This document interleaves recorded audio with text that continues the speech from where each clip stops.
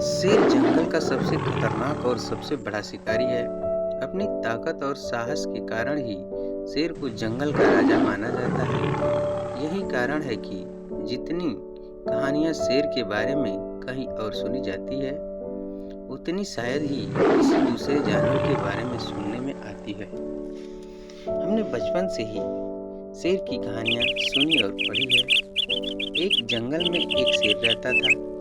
वह बड़ा घमंडी था। जंगल के सारे जानवर डर के कारण उससे थर-थर कांपते थे।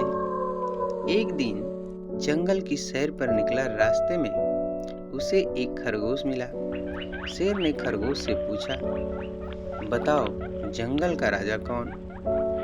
खरगोश डर से कांपते हुए बोला, महाराज आप। हंसते हुए आगे बढ़ गया।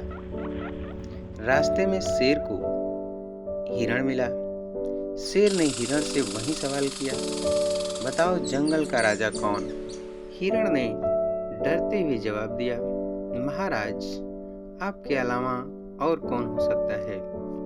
शेर हिरण की बात से बहुत खुश हुआ और फिर आगे बढ़ गया। रास्ते में शेर को भालू मिला। शेर ने फिर वही सवाल किया और शेर को फिर वही जवाब मिला। शेर बहुत खुश था और अपना रौब दिखाता हुआ आगे जा रहा था। रास्ते में जो भी जानवर मिलता उससे यही सवाल करता और अपना मनचाहा जवाब सुनकर खुश हो जाता। उसी रास्ते में एक हाथी आ गया।